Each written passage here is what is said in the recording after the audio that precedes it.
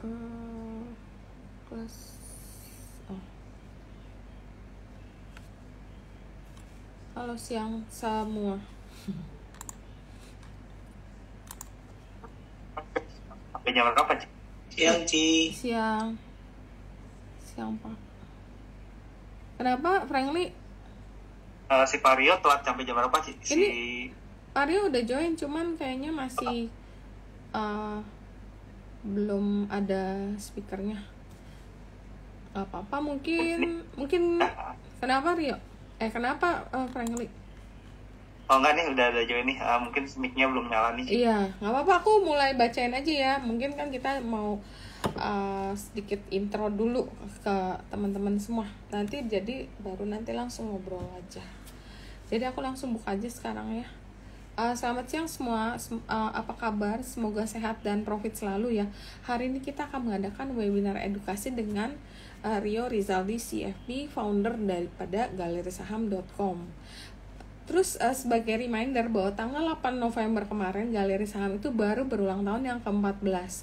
Jadi happy birthday untuk Galeri Saham. Dan buat teman-teman yang udah bergabung ataupun yang belum bergabung di Galeri Saham, ada promo ulang tahun loh. Jadi karena promo ini spesial, kebetulan juga minggu ini Vario juga bisa join. Makanya buat teman-teman yang belum join ini sangat menarik karena Profit Trader Club tuh punya promo spesial diskon hingga 20% dan penawaran khusus untuk paket Light, Club, dan VIP buat yang baru join maupun yang udah perpanjangan. Jadi promo ini akan berakhir sampai tanggal 15 November jam 23.59. Jadi ini promo ulang tahun ya. Jadi kebetulan sekali kita pas lagi hari ini ngobrol-ngobrol sama Rio dan kebetulan Galeri Saham baru berulang tahun yang ke-14.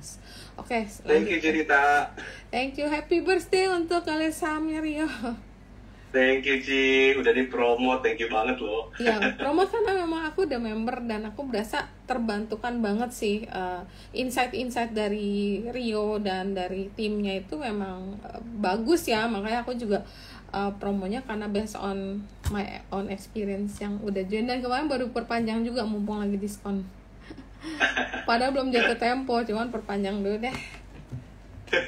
Thank you, Ci. Oke, terus sebelumnya kita ngobrol, kita disclaimer dulu ya kayak biasa. Jadi pembahasan saham di sini hanya bersifat sebagai referensi atau bahan pertimbangan. Jadi bukan perintah beli atau jual karena setiap keuntungan dan kerugian menjadi tanggung jawab dari pelaku pasar modal. Galerisaham.com merupakan analis independen yang telah berpengalaman selama 14 tahun ya sekarang ya di pasar modal. 14 tahun, yes. Iya, dengan konsentrasi di pasar modal dengan mengedepankan rekomendasi yang objektif, trading sistem yang handal, netral tanpa ada kepentingan dari pihak manapun. Galeri Saham ini semakin dapat dipercaya dan mampu tumbuh dan konsisten sejak didirikan tahun 2009. Dan Rio Rizaldi CFP adalah founder dari Galeri Saham tahun 2009 hingga saat ini. Dan dia juga adalah investment committee dari Sinhan Asset Management tahun 2020 sampai 2022. Baiklah, tanpa berlama-lama lagi, hari ini kita akan belajar banyak sama Rio. Memang tiap kali ilmunya itu banyak daging semua. Yang terakhir aku belajar sama Rio tuh tentang garis MA dan sekarang aku udah terapin, kayaknya itu banyak cocoknya juga. Oke Rio, silakan kita mulai webinar kita hari ini. Mungkin kita ngobrol-ngobrol santai ya kayak biasa ya. Atau gimana? Sip, ya Ci. Mending ngobrol-ngobrol santai aja. Nanti kalau misalnya ada yang beberapa yang harus saya coret-coret ya paling saya pakai whiteboardnya aja gitu Ci. Oke.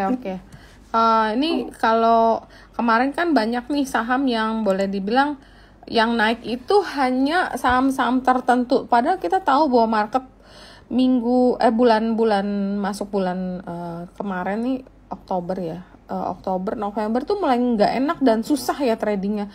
Tapi ada beberapa saham yang mungkin grup konglomerat tertentu yang kalau udah naik itu nggak ada stopnya gitu loh. Nah kalau kayak gitu dari Rio bisa deteksi nggak? Misal contoh saham cuan kalau Pak Ani kan Rio udah kawal dari bawah ya, dari jauh-jauh sebelumnya, mungkin udah dari tahun kemarin atau gimana ya. Nah kalau kayak cuan, kayak kalau brand ya kan barang baru IPO dan dia cuma 3%, itu mungkin agak susah diprediksi dengan teknikal ya, karena dia baru dan tipis juga ya. Cuma kalau cuan kan sebenarnya historical udah bisa kita lihat ya. Nah jadi saya share screen ya. Ya silakan. Ya. jadi kalau kita lihat cuan. Jadi sebenarnya gini, kita balik dulu ke basic technical dulu ya Ci ya. Jadi kita lihat kalau saham, jadi pada dasarnya teman-teman perlu melihat di sini, kalau harga saham itu sideways-nya itu flat ya. Jadi intinya yang terpenting, jadi kalau saya selama ini di pasar modal, saya melihat bahwa saham kalau dia bergerak sideways itu bisa jadi sesuatu yang penting. Sesuatu yang penting itu gimana? Apalagi udah naik banyak sih, apalagi udah naik banyak seperti ini. Nah, sesuatu yang penting itu adalah orang-orang yang sudah profit dari bawah, atau yang beli di tengah, atau yang spekulatif juga, gitu ya. Ketika harga sideways itu, cerita di balik itu pasti mereka itu jualan entah itu profit taking sebagian, atau memang udah fair value udah tercapai nih, misalnya mereka expect di 3.000 udah sampai 3.400, ya why not untuk mereka profit taking, itu istilah seperti itu.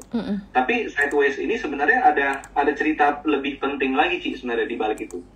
Nah, lebih pentingnya itu apa? Lebih pentingnya tuh kayak gini. Jadi saya hilangin indikator dulu. Jadi somehow memahami technical tuh paling enak tuh tanpa indikator sebenarnya.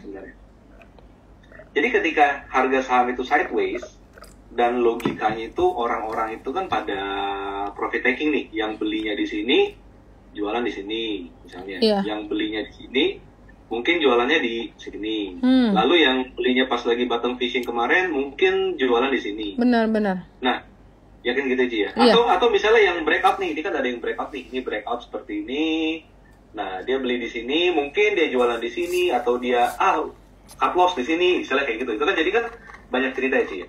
Cuman yang paling penting kita untuk pahami di sini adalah kalau semua orang jualan. Jadi pertanyaan paling penting itu adalah kalau semua orang jualan, kenapa harganya flat?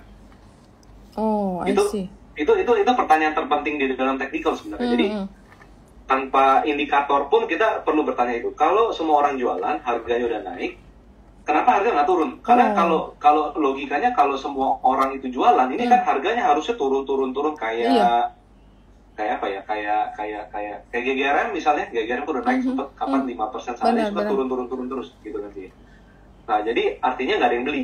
Tapi kalau kita melihat harga itu tetap flat, entah flatnya di sini atau flatnya gara-gara kayak gini deh. Gambar paling ideal tuh kayak gini sebenarnya.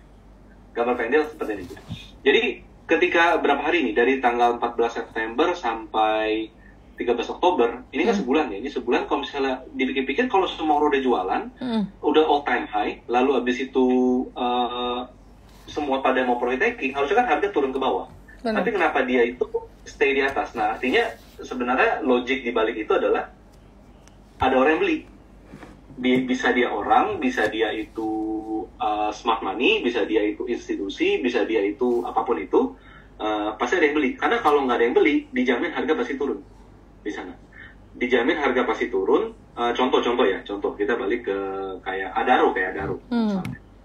Nah, jadi ini kan dari atas dia turun terus nih, turun seperti ini. Jadi dia tidak bisa bertahan di atas waktu itu ya, nih sideways-nya seperti ini. Nah, artinya memang yang beli itu nawar, yang beli itu nanti deh, tunggu nanti aja. Tapi kalau kita lihat cuan, ini beda cerita. Bahkan yang menarik adalah ketika ada pihak yang menjual, udah deh ini saya mau buang, benar-benar buang, mau habisin misalnya, atau udah nih alokasi terakhir mau dibuang, itu dibalikin naik ke atas. Ya mungkin kita terbiasa dengan, oh ini cuma digocek doang nih, ini cuma dibikin semua orang cut loss nih, apa segala macam. Tapi whatever the reason, ketika harga balik ke atas, ini tuh pertanda bahwa pembeli itu masih ada, dan diam-diam membeli. Dia nampungin barang-barang orang. Itu istilah seperti itu. Nah, itu story di balik konsolidasi. Tapi kalau kayak gini, ya silahkan terus. Kenapa sih? Tapi kalau kayak gini, kita validasi dengan EMA. Okay. Kita validasi dengan EMA. Okay. Jadi somehow sebelum MA sebenarnya ada storyline gitu. Iya. Nah, jadi kalau divalidasi dengan EMA, bagaimana? Harga sahamnya tadi jauh dari MA nih. Kalau teman-teman lihat di sini kan jaraknya kan jauh ya. Iya. Tapi lama-lama pelan dia udah mulai sempat nempel. Deket. Nah, mulai rata seperti ini. Jadi sebenarnya kalau kalau melihat kondisi seperti ini sebenarnya udah titik nol, udah equilibrium baru lah istilahnya. Jadi orang yang bilang kemahalan udah nggak relevan. Orang yang bilang murah bisa jadi memang murah, tergantung dari nanti next story atau next fundamental matters-nya itu apa gitu sih. Jadi biasanya saham kalau udah sideways, nggak turun-turun, udah merapat lagi ke moving average, disitulah kita bisa expect sesuatu gitu sih. Itu di sini. Saham juga mirip kayak di sini sih. Nah di sini. Nah ini kan cuan kan dulu kan rally kan dari 240 ya, pas hari pertama listing sampai ke 1000. Nah ini juga story yang sama ternyata. Jadi ini dia sideways. Nah sideways dan pertanyaan adalah kembali lagi, kalau orang udah profit semua dari beli di sini, beli di sini, beli di sini, jual di sini, atau jual di sini, atau jual di bawah, atau jual di manapun, kenapa harganya nggak longsor ke bawah? Kan itu jadi pertanyaannya. Nah jadi balik lagi bahwa di dalam fase ini ada buyer yang dominan gitu. Ada buyer yang menunggu, udah standby, dan ketika barang udah di satu atau sedikit pihak, harga hampir pasti akan naik. Itu udah hukum mangga 2 sih. Hukum supply and demand. Iya, kalau handphone model A udah di tangan satu pihak, itu nggak, kalau handphone mungkin enggak ya. Tapi kalau ada tas merek tertentu, KW Super misalnya gitu, di mangga 2 bisa gitu. Dan itu udah di satu pihak, itu pasti harga bisa kemana-mana gitu. Nah, jadi itu prinsip dari konsolidasi gitu sih. Oke. Terus kalau kayak gitu, yang tadi saya mau nanya ya, kamu gak liatin volume apa pengaruh gak? Soal gini Rio, kayak kemarin waktu brand itu ada kemiripan. Brand itu sempat konsol lama 43, 44 tembus, 44 10, 44 20 turun lagi 43. Terus volumenya itu sempat makin hari makin habis. Nah, terus ada temen aku bilang, "Ini volumenya makin hari makin habis nih," katanya. "Ini kayaknya mau turun." Tapi di luar itu ternyata bukannya turun, malah jadi naik lagi ke atas kenceng. Jadi sebenarnya kalau kayak gitu volume itu penting gak sih diperhatiin juga? Kalau saya sih ya. Kalau saya nggak lihat, karena biasanya kalau harga saham makin tinggi, volume makin kering sih. Oh, emang gitu ya? Dan biasanya kalau udah makin kering, itu makin gampang naiknya. Coba ya, kita coba lihat deh, yang brand deh. Brand itu tepat 2 hari sebelum dia terbang tinggi, itu volumenya kayak downtrend secara volume ya, bukan technical chartnya. Jadi volumenya itu. Apakah karena orang yang jualan makin habis? Ini mungkin ya? Iya, benar. Tiba-tiba malah meledak gitu loh. Iya, jadi memang kalau saya tuh kalau volume saya lebih melihat sebenarnya agregat dalam historisnya sih. Bahwa volume itu yang paling ideal adalah dia setiap hari saham ini selalu ada transaksi dan ketinggiannya itu ngacak gitu loh. Jadi kadang tinggi, kadang rendah, kadang tinggi, kadang. I see. Kayak misalnya brand, lalu tadi ada cuan. Ya, cuan. Justru kalau yang rata itu mesti curiga ya. Gitu. Jadi saya sebenarnya lebih senang melihat setiap hari ada transaksi ketinggiannya kacak. Ini tuh volume yang enak untuk dianalisa. Tapi somehow saya tidak pernah melihat volume untuk breakout sih. Karena kalau bicara volume untuk breakout, kita lihat nih misalnya breakoutnya kan di sini nih. Iya. Di candle ini. Tapi ketika itu kan volumenya malah nggak seberapa gitu loh.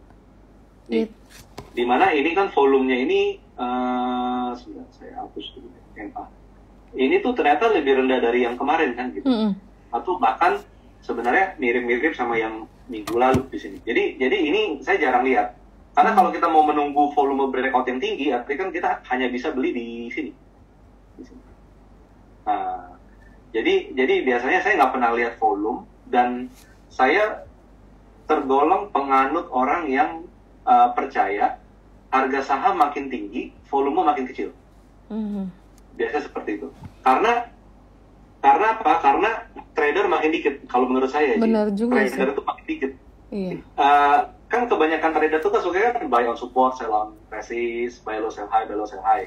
Lalu kalau udah mulai rally, mereka coba breakout buy, lalu udah untung berapa dijual. Tapi somehow mereka pasti akan kembali ke basic trader, yaitu saya mau beli di bawah.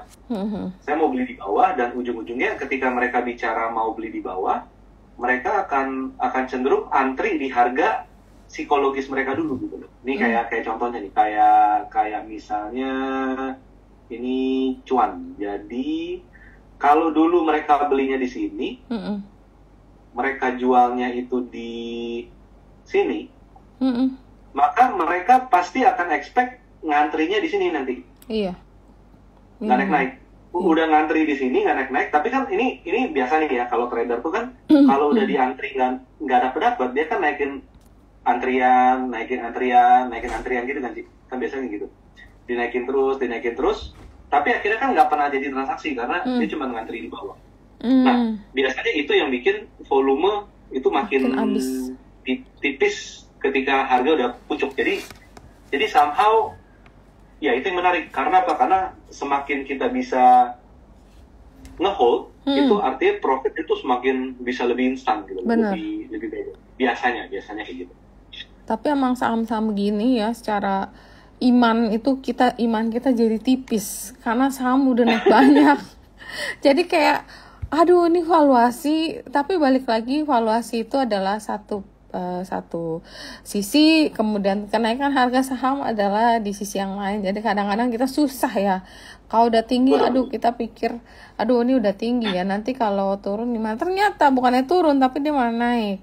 Nah tapi ini ada satu lagi ya Rio, ini yang sangat menarik dan kebalikan daripada dua yang baru tadi. Ini adalah untuk Barito ini kalau kita lihat volumenya itu cenderung lumayan membaik, tapi harga saham itu belum kemana-mana atau memang ada distribusi atau gimana gitu. Ini yang sangat membingungkan gitu loh. Terus ini banyak jarum suntik ya. Barito ya. Barito itu sebenarnya kita udah sempat pantau itu cukup lama karena gini sih. Jadi kalau teman-teman lihat ya di sini, Barito itu tuh kemarin itu sebelum brand IPO itu dia udah nyenggol-nyenggol all time high dia. Jadi kan di sini. Benar. Nyenggol-nyenggol all time high. Tapi dia koreksi lagi. Jadi sebenarnya ada dua skenario yang di kepala saya, tapi ini nggak bisa divalidasi. Nggak bisa divalidasi benar apa enggak. Jadi biasanya kalau ada saham satu grup atau mungkin satu sektor yang relate, biasanya kalau satu saham itu nggak bisa dibeli orang karena udah ketinggian, mereka akan cari yang masih di bawah. Biasa seperti itu. Cari di bawah. Ini kasus-kasus ini pernah terjadi dulu pas sebelum pandemi, malah lebih tepatnya. Pas harga emas naik melonjak tinggi, orang-orang beli MDK udah mahal, lalu Antam udah agak tinggi, orang akan cari PSAB. Tapi PSAB nggak naik. Karena apa? Bisa jadi karena ya itu jadi kesempatan smart money-nya di sana yang, jual, mumpung orang beli ya gue jualan aja gitu. Nah kalau di BRPT ini bisa jadi kejadian kayak gitu sih. Mungkin kejadian seperti itu. Jadi kalau Rio lihat dari sini kan volume cenderung naik ya. Tapi sahamnya itu malah kalau kita lihat kayak bukan double, rounding top ya. Yang atas ini sih. Iya. Oh berarti. Ini dia. Jadi ini menarik nih, baru disinggung mengenai volume, saya juga baru ngeh juga. Dulu kan rendah, sekarang tinggi. Artinya kan itu distribusi sih. Kan jadi mumpung banyak yang mau beli, banyak yang minat, mumpung karena nggak dapet brand, cari apa ya gitu ya. Ini kemungkinannya bukan sesuatu fakta ya. Akhirnya beli di BRPT. Kenapa bisa volume jadi tinggi? Karena orang banyak yang mau membeli di BRPT. Akhirnya ya udah, yang mau jualan, yang mau profit taking dulu. Tinggal memang profit takingnya tuh siapa. Jadi bisa jadi kan sebenarnya cukup logik juga orang yang beli di sini profit taking, kan bisa gitu juga sih. Atau orang yang beli di sini, atau orang yang beli di sini, ini mereka either profit taking dimanapun di sini kan semuanya dalam posisi untung kan gitu. Dan yang lebih menarik adalah orang yang nyangkut di sini. Ini kan ada yang nyangkut nih, ini kan nyangkut banyak nih pasti. Iya. Ini nyangkut, ini udah dijamin nyangkut kan, karena walaupun smart money-nya exit, tapi kan ada orang yang ngebeli. Mereka bisa jual, pasti ada yang beli. Ini kan pasti nyangkut. Nah mereka juga kan berpikir, jual di sini Atau kalau misalnya telat, ya jual di sini, akhirnya harganya itu cenderung turun gitu. Jadi turun. Nah, balik lagi, jadi kita perlu melihat sekarang BRPT ini gimana. Nah, cara untuk melihatnya memang paling enak adalah kembali ke konsolidasi lagi. Ini kan sideways, ini resisten, ini support. Jadi sebenarnya dalam kondisi sekarang itu bisa dianggap yang jualan udah habis. Udah selesai, yang profit taking udah selesai, yang dulu nyangkut 2 kali di pucuk itu udah selesai, atau bahkan yang nyangkut di sini karena apa istilahnya, berasumsi bakal break all time high misalnya, mungkin dia yang udah nggak tahan udah exit juga, tapi yang masih tahan masih ngehold di sana. Contohnya seperti itu. Nah, jadi dengan demikian ini sebenarnya ada, kalau menurut saya ini jadi saham yang layak pantau lagi karena setupnya ini udah positif lagi sih. Nah, dari sini baru kita pakai MA. Kelihatan nih, dia memang at least di atas 2 MA. Walaupun MA 50 memang masih di atas resisten dan jadi alasan juga BRPT ini terkoreksi kan.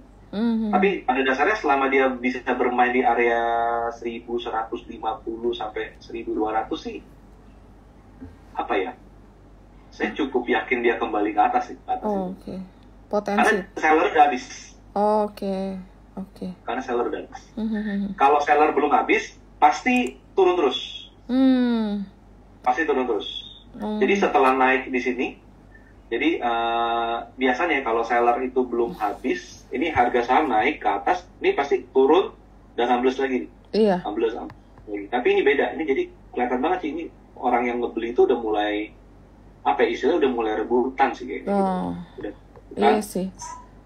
Nah, ini mungkin panic buying atau ada story entah apapun itu, tapi membuat yang seller itu udah nggak sedominan kemarin-kemarin. Mungkin kalau kita nggak ngomongin kakaknya yang satu lagi, TPIA, itu juga agak mirip loh. Maksudnya dia kan kalau katanya orang itu udah Minervini. Mungkin kalau istilahnya Rio ini apa ya, yang naik terus itu, yang kamu punya ciri khas tuh kalau galeri saham itu. Apa ya, higher high, higher low itu ya, Ci? Iya, apa ya, aku jadi lupa sih namanya. Ini kan kalau kita lihat kan udah all time high terus nih, dikawal terus. Tapi kemarin pas sideways di range 3.000 untuk ngebreak ke atas itu agak mulai berat nih di sini. Ini agak membingungkan nih, apa dia mau lanjut atau dia sebenarnya orang nyangkut itu ada, atau ada punya barang lama itu pada jualan. Tapi kalau kita lihat ini kan all time high. Ini sih kalau kayak gini sih udah nggak ada yang nyangkut sih, Ci. Iya, nah. Tapi kenapa dia nggak mau naik ya? Bingung. Ya memang akhirnya ada beberapa fase pergerakan harga yang kita memang nggak bisa ketahuan sih. Sebentar, saya coba ganti jadi di modul. Nah, ini nih. Jadi sebenarnya pada akhirnya saham kalau udah rally, mau nggak mau kita kembali, ujung-ujungnya ketika valuasi udah nggak masuk misalnya, udah mahal. Atau story-nya udah keluar semua tapi nggak ada another story misalnya seperti itu, ujung-ujungnya pegangan kita itu adalah technical, garis merah ini sih. Jadi selama dia break, selama dia di atas tangga merah ini mau nggak mau kita hold terus. Itu udah pegangan terakhir. Kayaknya ini mirip kayak brand ya. Iya, makanya aku, cuman banyak yang bilang gini, loh kok ini barang nggak mau lanjut, kayak di atas tuh kayak ada yang jualan, apa ini memang barangnya tipis gitu, jadi gampang sekali orang naik. Barang tipis iya, cuman kalau melihat bentuk kayak gini sih, Ci, ini masih positif untuk naik sih sebenarnya. Dan volume kalau kita lihat ya, dari sejak September itu kenaikan volume lumayan loh. Dia breakout di certain volume dan volumenya itu nggak turun jauh daripada waktu dia breakout itu. Betul. Tapi memang kalau volumenya gini kan volumenya agak rapi ya, Ji. Dia agak rapi. Jadi sebenarnya dia ini lebih tanda kutip di maintain daripada BRPT. Karena kalau misalnya BRPT nih, kalau BRPT itu volumenya itu kayaknya ya rapi juga. Tapi kalau TPIA emang barang marketnya tuh kecil banget. Itu masyarakatnya itu cuma 7%. Jadi mungkin kalau yang pegang, aku juga nggak yakin yang pegang masih banyak, apalagi harga all time high begini kan. Iya. Ini saya ini rasanya TPIA ini marang di market sangat dikit karena sepanjang dia naik, ini volumenya kan rata sih. Iya. Relatif rapi ya. Kalau BRPT beda nih. BRPT cukup beda. Jadi saya rasa BRPT lebih banyak ini kan BRPT kan lebih zigzag nih. Iya. Jadi BRPT itu lebih banyak barang di market daripada TPI. 28%. BRPT memang kerasa sekali banyak barangnya, karena waktu naik kencang kadang-kadang ada yang gebuk gitu langsung turun, dan sekali gebuk bisa 2 harga ke bawah, 3 harga kadang-kadang begitu. Iya. Oke. Jadi menurut Rio ini yang 2 ini masih cukup menarik gak? Buat misalnya aku misalnya udah kehilangan brand atau cuannya aku nggak mau jual, aku pengen nambah nih koleksi saham grup yang memang lagi rame ini, kira-kira untuk Barito sama TPIA ini masih cukup menarik untuk kita beli nggak? Kalau brand itu besok kayak Senin udah buka suspend kan ya? Ya, semoga ya sih. Kalau saya lihat, kalau cuan udah ketinggian, brand ketinggian, saya rasa BRPT yang lebih menarik daripada TPIA. Karena kalau TPIA kan udah agak di tinggi nih. Jadi kalau udah punya barang, simpen, bagi saya selama dia berada di atas support di sini. Iya. Ini kalau teman-teman bingung ini apa, ini sebenarnya teman-teman kalau googling aja itu fractal, price fractal. Ini price fractal. Jadi di 2880. Jadi kalau teman-teman ngelihat biru solid, merah yang solid garis ini, itu coba googling aja price fractal. Itu udah bisa dicari dimanapun. Tinggal periode-periode berapa lama, panjang atau pendek, untuk yang biru solid ini. Jadi pada dasarnya TPIA kalau udah punya, teman-teman sih simpan aja. Selama di atas merah ini simpan aja. Yang menarik BRPT. Jadi di BRPT ini dia sebentar, saya balik ke yang ini dulu deh, yang manual dulu. Jadi BRPT ini pada dasarnya kalau dia bisa stay di atas, gampangnya gini deh, ini kan garisnya Ci ya. Iya. Di atas ini. Tambahin dikit di atas MA50. Ini tendensinya sih kembali ke all time high. Tendensinya. Iya. Itu tendensi. Memang kalau dihitung secara valuasi yang di-share oleh analis fundamental berdasarkan hitungan valuasi lah ya, kalau nggak salah di take out dari brandnya itu dikeluarin, kalau nggak salah itu memang jatuhnya fair value sekitar 15-an, dekat-dekat harga all time high emang sih. Ya, tapi emang teman-teman tetap ya semuanya disclaimer karena market kita nggak ada yang tahu, jadi tetap kalian do your own research juga. Kita juga sini sama-sama belajar ya. Oke. Terus 500 artinya all time high dia ya? Iya, ini semuanya grupnya all time high. Ini jadi makanya, gimana? Menarik. 1.500 all time high. Tunggu, 1.500 tuh valuasi dia itu mirip kayak dulu PGO, ada yang orang bilang 1.200 fair value-nya. Kok nggak salah gitu Ci? Iya. PGO sebenarnya. PGO. 1530 all time high Barito.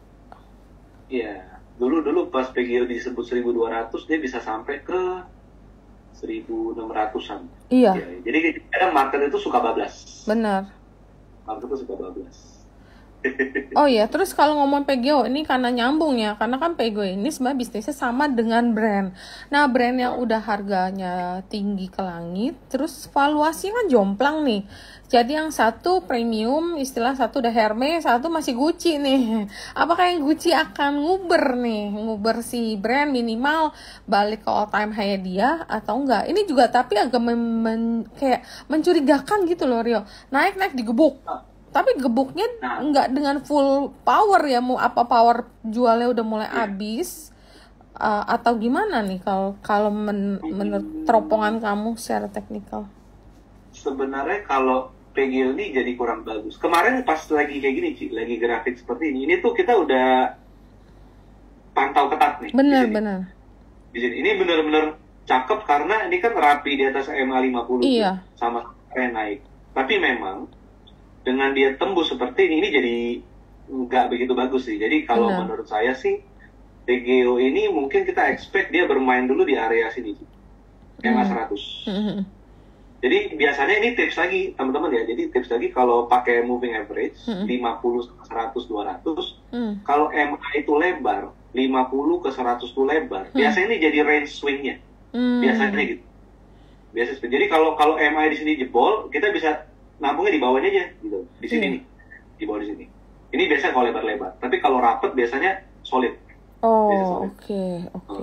Jadi memang kalau ngelihat seperti ini belum dalam waktu dekat PGO ini bisa kembali all time high sih. Apalagi kalau teman-teman ngelihat pakai naked chart ya, ngelihat ini nih yang kelihatan tuh adalah sebenarnya gini.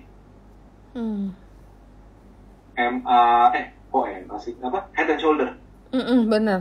Shoulder, di mana head-nya itu terbentuklah dua double top, ini kan gini. Iya. Untuk dua double top ini jadi head and shoulder. Jadi kalau kita gambarin, mana ya? Kok ini lah?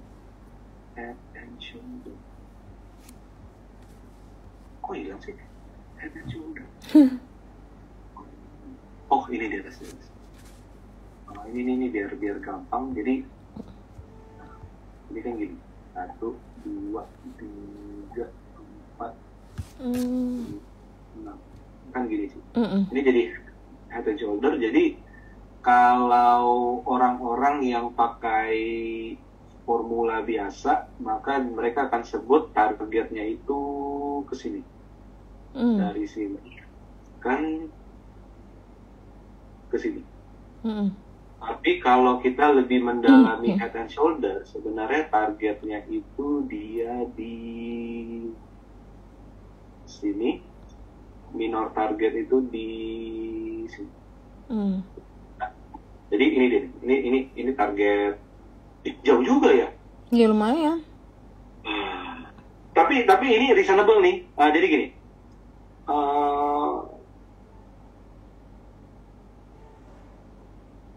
Saya curiga orang yang nggak dapat brand belinya PGO, makanya tapi memang secara valuasi memang ini udah terlalu murah jadinya, karena gini, ada dua saham yang listing dengan bisnis yang sama, dimana yang satu itu naiknya super premium, jadi perbandingan secara valuasi itu benar-benar jauh, jadi sebenarnya rada nggak make sense gitu. Misalnya satu sektor, contoh rokok, kalau ada yang satu naik kenceng kayak Wismilak, toh Wismilak yang naik kenceng nggak lama gudang garam ngekor kan. Memang balik lagi ke laporan keuangan sih nantinya. Tapi tuh aku rasa laporan keuangannya nggak ada masalah, nggak ada yang significantly jelek, jadi should be okay. Tapi ini kenapa ada terjadi ke mungkin yang satu apa naiknya karena barangnya tipis, yang satu memang market sih. Jadi apa karena itu ya jadinya? Mungkin bisa jadi sih. Tapi story di PGO ini mungkin cukup mirip seperti brand versus BRPT sih. Jadi orang nggak dapat brand, orang expect udah BRPT aja karena dia kan induknya kan, sisternya. Tapi kalau sisi lain mau apple to apple, brand nggak dapat, beli PGO. Tapi kadang kan bisa jadi itu dimanfaatkan oleh orang-orang yang pihak-pihak smart, even mungkin tuh smart money mau exit PGO susah jualan, akhirnya ujung-ujungnya ya udahlah ini kesempatan untuk jualan dulu, terlepas dari dia masih sangat murah atau apapun, tapi pada dasarnya kebutuhan dana mereka dengan menjual PGO tercapai gitu aja. Atau mungkin bisa juga ini spekulan ya, jadi spekulan yang beli pagi jual sore, beli pagi ekspektasi nggak naik akhirnya dijual, terus besok coba lagi beli pagi, sore nggak naik di cut loss lagi, makanya dia kalau lihat bentuknya tuh kayak jarum suntik selalu. Kalau ini closing agak ngeri sih ini. Iya, itu selalu tutupan dibuangnya, jadi bukannya pas lagi pagi, selalu pas mau closing baru dibuangnya ke bawah. Jadi kelihatannya kayak tendensinya memang pokoknya mereka harus keluar kelihatan ya seolah-olah kayak begitu. Betul. Iya, jadi kelihatan ya ini kalau menurut saya sih PGO ini cermatin 1150 sih. Ini cukup valid untuk dianggap sebagai support. Tapi memang kalau ya ini harusnya, ini sebenarnya jadi 1150 tuh area apa ya? Jadi di chart pattern itu itu head and shoulder, cup and handle, data top segala macam itu ada level gocekan. Kalau di kita ngomongnya gocekan. Jadi neckline-nya udah ditembus, kita expect turun banyak tapi nggak jadi turun. Itu level gocekan, itu selalu ada tuh. Kalau misalnya di Fibonacci itu Fibonacci 123,6%. Itu dia, itu tuh level gocekan aja. Jadi bisa benar jalan atau bisa jadi cuman false di situ. Nah, jadi kalau untuk bicara PGO maka ini dia 1150. Jadi itu bisa jadi level spekulatif buy on weakness yang menarik sih, Ci. Iya. Untuk di PGO di sana. Jadi semua orang udah melihat dia head and shoulder, semua orang udah wah udah deh avoid jualan kapal atau apapun itu. Benar. Tapi 1150 jadi level gocekan bahwa bisa jadi ada yang nunggu di sana. Itu tidak bisa dijelaskan secara ilmiah, tapi sering kejadian ya. Sering kejadian. Oke, ini ada juga yang nanya nih, Koryo tolong bahas Petro dong. Terus ya dia nanya Petro. Terus kemudian nih sebenarnya ada orang lain yang nanya nih, Pak technical tuh cari saham yang swing uptrend beli and hold, tidak jual beli terus. Bagaimana cara Bapak technical mencari saham swing uptrend beli terus hold, nggak dijual beliin? Jadi ada yang nanya, ya mungkin beli terus hold, tidak jual beli. Nah itu jadi kita harus mengerti karakter harga saham sih. Jadi ada saham yang lebih baik jual beli, itu ada.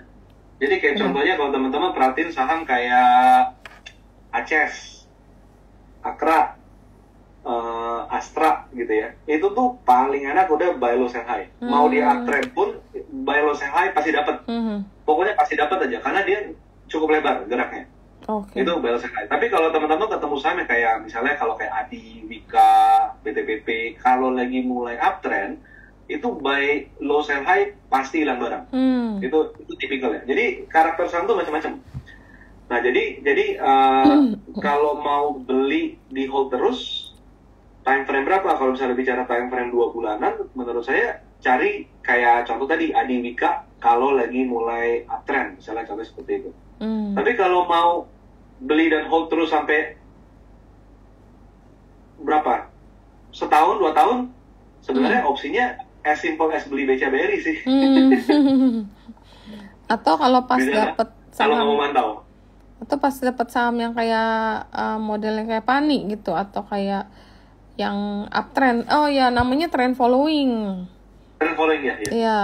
Mungkin kalau dapet yang kayak gitu kan. Tapi saham seperti itu biasanya kecil-kecil. Contoh ya, Pani. Tapi intinya semua itu selalu diawali dengan konsolidasi. Konsolidasi panjang.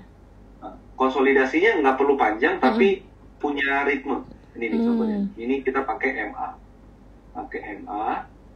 Nah, Pani itu karakter dia itu kalau sebenarnya ini kita mempelajari masa lalu ya. Dulu saya pas lagi Pani di 2002 itu benar-benar totally have no idea dengan Pani itu apa sih gitu. Kita juga baru tahu kan. Tapi prinsipnya sama nih.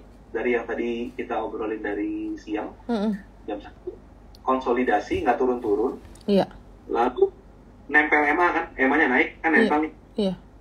Ini mirip apa tadi? Cuan. Mirip cuan. Nah, ketika dia breakout, itu level breakout buy. Nah, ini kan rally ke atas. Nah, kita duplikasi lagi. Kapan dia konsolidasi lagi? Di sini. Di area-area ini. Ya kan? Di area ini kan dia konsolidasi lagi. Jadi kita bisa lihat di sini range konsolidasinya itu kayak gini kan. Kayak gini. Nah, di atas EMA lagi. Nah, ini dulu kayak gitu, sekarang kayak gini, rally lagi gitu. Bahkan dalam skala lebih kecil, Pani ini juga sama, bahwa dia mengalami sideways lagi di sini, sideways lagi, di mana dia semakin rata dengan EMA, dia bisa naik lagi. Jadi inilah yang sering orang sebut itu history repeat itself. history repeat itself tuh bukan berarti ini saham bakal ke all time high-nya lagi, tapi karakter gerak dia akan berulang. Jadi dulu yang seperti ini, dia bergerak jadi kayak gini dan mulai rally lagi, dan yang minornya juga mengalami hal yang sama, dia mulai rally lagi. Cuman kalau sekarang memang Pani itu not apa ya? Nah, Pani ini kayak PGO di persimpangan 450. Oh, oke. Jadi oke, coba PGEO kita lihat. Tapi ini belum ya. Maksudnya Pani itu kayak PGO lagi di sini nih, lagi di sini. Jadi masih sangat potensial. Masih sangat potensial di sini. Jadi still, jadi bukan berarti besok harus jual Pani, enggak. Maksudnya masih Pani itu belum tentu, iya. Belum. Tapi kalau ngelihat kayak gini ya, ada kita perlu lihat bahwa Pani itu lagi di dekat-dekat MA. Jadi yang perlu kita ingat di sini adalah jarak MA 50 ke MA 100 ini kan agak jauh nih. Jadi kalau kita lihat itu berapa, dari 3.200 sampai 4.200. Iya, lumayan. Jadi turunnya bisa panjang nih, bisa panjang. Tapi itu ada syarat. Syaratnya itu dia tidak jebol gini. Dia nggak jebolin gini aja, as simple as nggak jebolin gini. Di situ. Dan selama dia bisa stay di atas 4.200, tendensi masih uptrend lagi. Karena ini secara setup masih uptrend sih. Ada uptrend. Cuman mulai ada ciri-ciri dia capek. Iya. Capek itu artinya dia makin lama high-nya itu pelan-pelan makin turun. Di sini.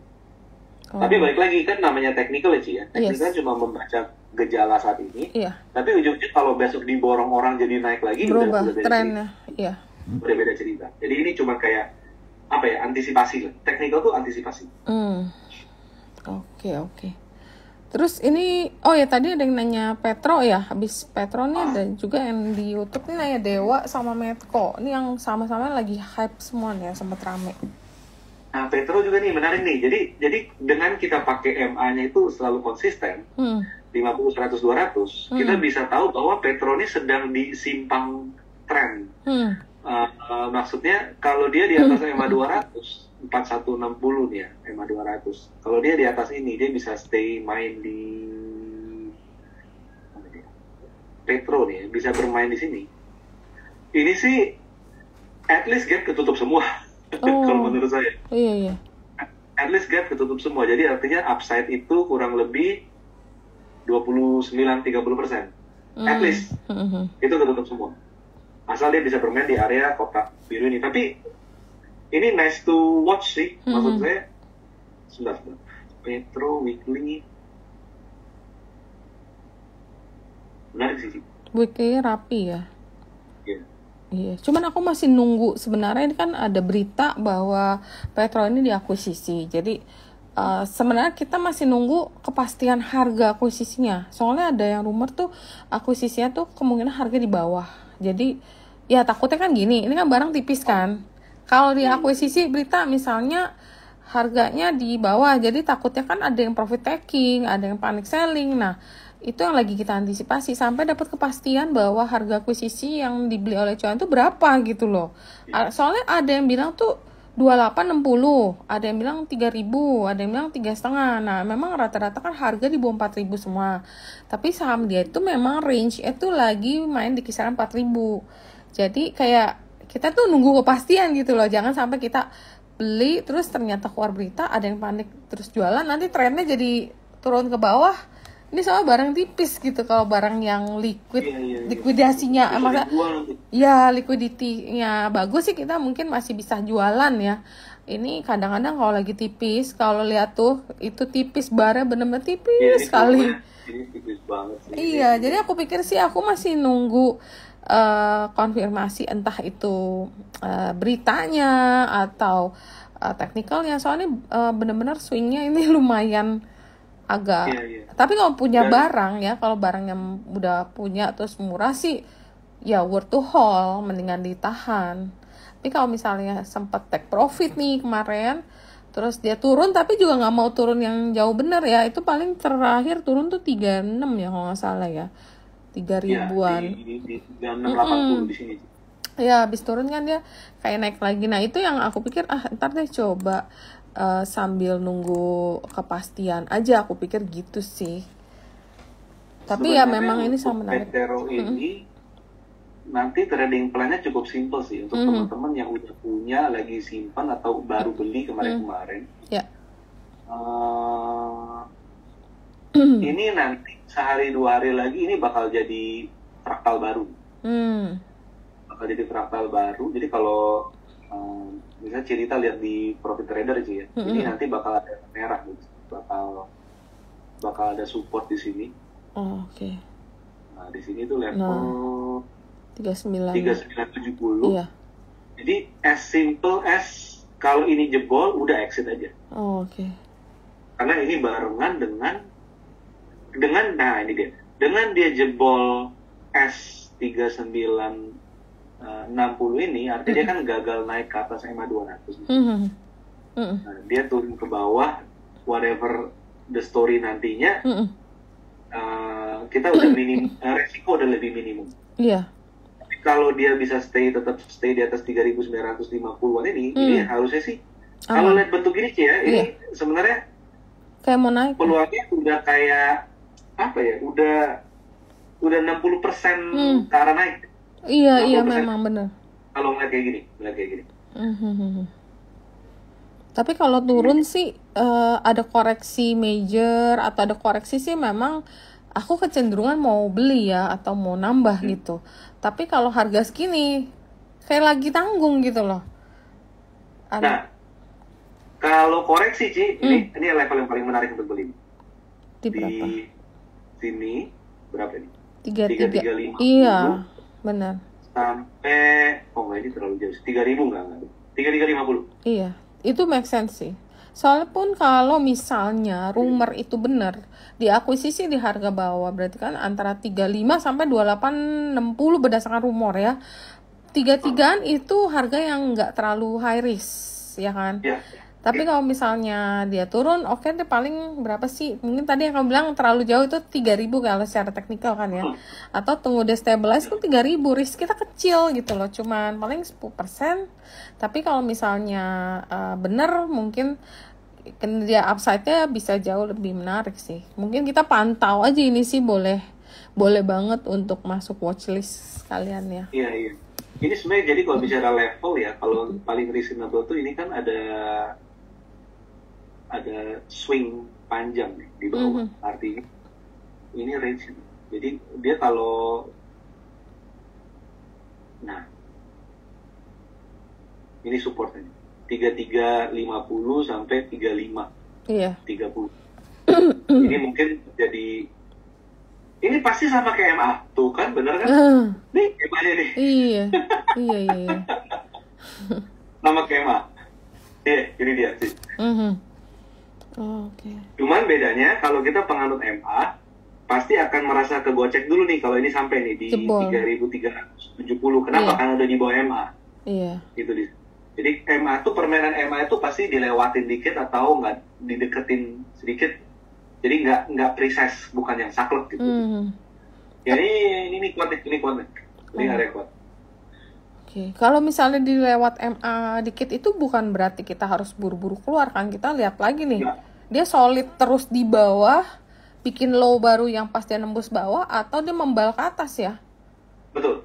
Tapi biasanya kalau udah turun banyak kena MA, ini walaupun dilewat-lewatin, biasa sih rebound karena yang perlu kita ingat di sini MA itu sebenarnya bukan level entry atau exit. Ini dari sini misalnya nih dia turun sampai MA itu kan udah 20% sih, itu biasa sih rebound. Biasa rebound. Cuman poinnya adalah MA itu gambaran bahwa ini ada area supportnya loh. Tapi kalau untuk tindakan kita ngebeli atau ngejual, itu sebenarnya harus lebih ke market action. Nah, jadi gini.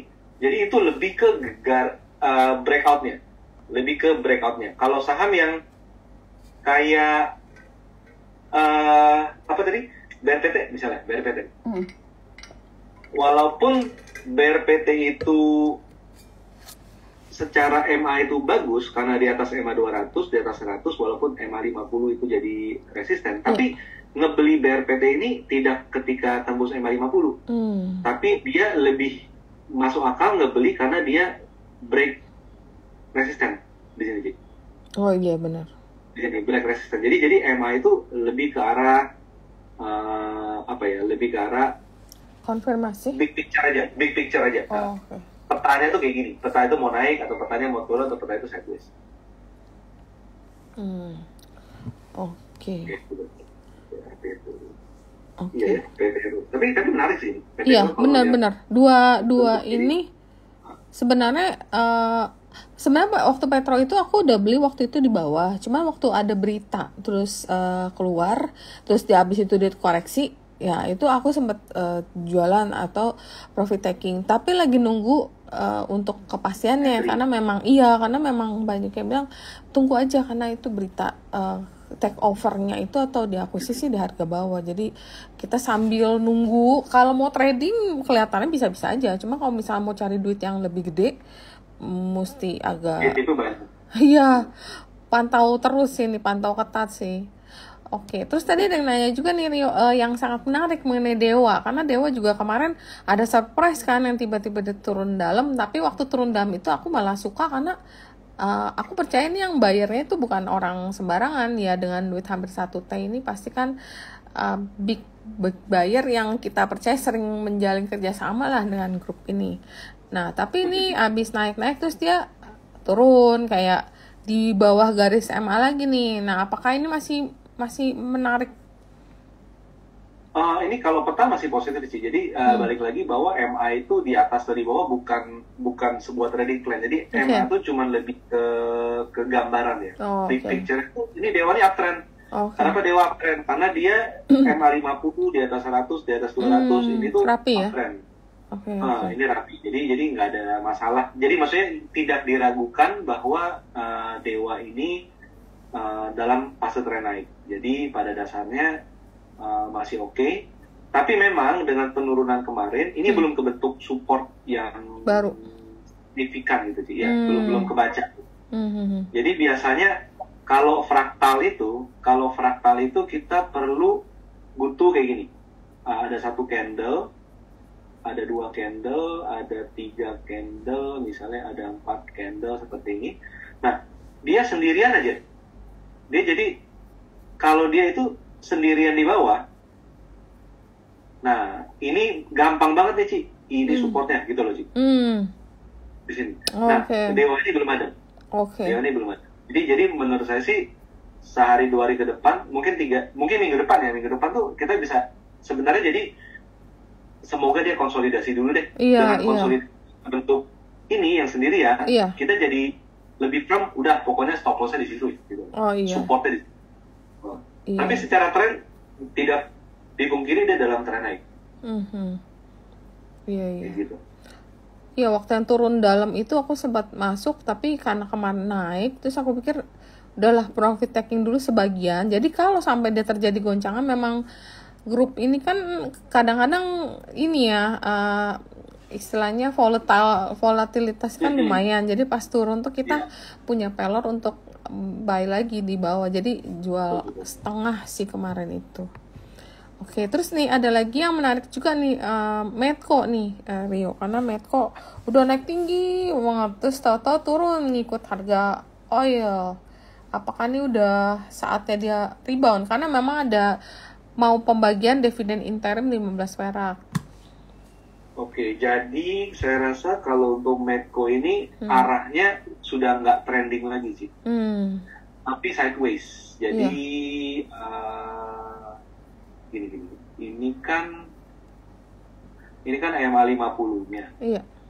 Lalu ini MA 100-nya, ini MA 200-nya. Maka MA ini kalau kita gabungin dia menjadi range-nya kan gini sih ya. Rectangle, iya. Nah, mau nggak mau ini jadi Medco waktunya rebound nggak terlihat, yes, karena dia ada di MA 200, dia waktu rebound. Tapi kalau bicara apakah dia akan bullish atau rally, enggak. Belum. Jadi dia lebih bermain di range lebar 1150, atas itu 1430 ini sih. Ini bermain dalam lebar ini aja. Oke. Jadi untuk nge-swing di Medco rasanya akan jadi menarik dengan kondisi sekarang. Iya paham sih, paham. Karena kan dia sempat yang uptrend gitu kan, terus habis itu turun. Jadi ya mungkin pokoknya udah nggak jadi uptrend deh. Nggak jadi uptrend tapi sideways dengan range lebar. Jadi tetap secara range ya cukup lebar juga sih, 25%. Iya. Mungkin buat yang trading, swing itu cukup menarik beli di area support yang dekat garis MA itu ya. Nanti jualnya di MA 50 itu ya, hijau ya. Oke. Iya, ini lagi di support, ini resist ya. Oke. Yes. Ini juga ada yang nanya Wins. Nah, Wins juga sebenarnya cukup menarik pergerakannya. Wins itu sempat lumayan bagus.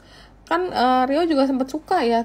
Terus tiba-tiba satu hari ada yang kelihatannya ada panic selling, entah itu panic selling atau kena for sale atau nggak tahu nih. Dia jualan tuh dia nggak peduli, ada berapapun ditimpa, besok ada bid lagi ditimpa lagi. Kayak orang lagi cuci gudang gitu loh. Nah, untuk beberapa saham mungkin kayak TPMA itu udah mulai rebound, TPMA nih. Tapi Wins itu kelihatannya berat banget untuk bangkit kembali loh. Nah, TPMA juga sama, sempat digebukin. Ini hari yang sama nih. Iya, hari yang sama. Memang hari itu kelihatannya ada berita politik yang kurang positif atau apa gitu. Market memang agak kayak panik, tapi terutama barang-barang second liner atau third liner yang gebukannya lumayan dalam. Tapi ada beberapa saham yang bisa membangkit, bisa balik lagi ke atas. Ada juga beberapa saham tetap terkapar gitu kan. Iya, kalau TPMA sih masih bagus loh. Masih rapi. Iya. Wins aja yang dia dia ambles nih dari sini. Tapi kalau melihat kondisi kayak gini, sebenarnya ini support yang cukup kuat sih. Oh enggak, kalau mbahnya support tuh di sini, tapi jauh banget. Iya, 308. Jadi kalau di sini kita bisa melihat ini kan ada titik-titik pivot ya. Ini satu, lalu itu ada di sini. Jadi ini tuh bisa jadi sebuah range. Jadi ini sebenarnya barengan sama MA 200. Jadi sebenarnya Wins ini secara trend, secara penurunan udah relatif di bottom karena dia udah mirip. Benar. Nah, tapi balik lagi akhirnya mungkin ekspektasi kita akan nggak bisa uptrend lagi nih Ci, karena dengan posisi harga yang berada di antara MA, maka sebenarnya Wins ini jadi kayak Medco. Bahwa dia sudah memasuki range pergerakan sideways, tapi secara range ini juga lebih gede lagi dari Medco ya. Iya, lebih 38%. Iya. Mungkin boleh pantau kali ya. Ini kelihatan udah mulai sideways. Iya. Cuman aku nggak tahu itu turunnya karena distribusi atau karena emang ada yang panik aja. Jadi ya turun dengan volume yang cukup besar selama 2-3 hari sih ya itu kemarinnya. Cuman ini kelihatan. Tapi kalau melihat kayak gini, ada Wins lalu ada TPMA ya. Jadi sebenarnya kalau melihat kondisi ini Ci, kalau kita balik ke TPMA ya, artinya kalau TPMA pas lihat anjlok dia kan balik ke atas. Artinya sebenarnya story behind itu adalah pembelinya masih ada. Iya, kalau menurut aku sih, aku ngelihatnya lebih kayak TPMA nih ada yang jagain. Kalau Wins ini kelihatan mungkin ya, ini market doang. Jadi kalau market istilahnya udah distribusi, udah sell, udah nggak ada yang nahan, nggak ada yang jagain, ya udah dia tinggal tunggu mekanisme pasar sambil nunggu nanti kalau ada yang masuk, ada big buyer masuk lagi kayaknya sih gitu. Emang kalau pasar yang sekarang kan marketnya beritanya kan berubah cepat sekali ya. Entar dari regional, entar politiknya kita juga lagi panas gitu kan lagi. Jadi kita pun megang saham tuh kayak nggak nyaman gitu karena berita-berita yang banyak berita yang jeleknya gitu loh. Nah Pak, kalau misalnya iya kalau misalnya yang saham bagus sih ya bukan saham, kalau blue chip sih ya turun, nanti murah ada mungkin ada fund beli, ada asing tertarik, oh valuasi udah murah. Nah kalau saham-saham second liner, third liner kalau turun terus nggak ada berita lagi, beritanya marketnya masih kayak begini, ini takutnya lama lo nungguin buyer masuk lagi loh. Mungkin kata orang beli yang ada penunggunya kali. Penunggu. Ada penunggunya, jadi kayak lebih ya kayak gini. Tapi kadang itu yes, bisa jadi logiknya itu bahwa kalau di Wins mungkin mereka lagi pending, yeah. Sesuatu yang pending. Tapi kalau di TPMA dengan dia balik ke atas, jadi sebenarnya mereka masih standby. Iya. Tapi balik lagi kita nggak tahu apakah dengan standby mereka akan sesuai dengan apa namanya ekspektasi awal atau enggak. Tapi pada dasarnya at least itu saham ada yang standby. Iya, terus si TPMA masih mau dividen loh 30 perak. Lumayan banget kan pasarnya kayak gini, cuan 30 perak interim dividen. Ya kan? Iya, tanggal 14 dia kumdet.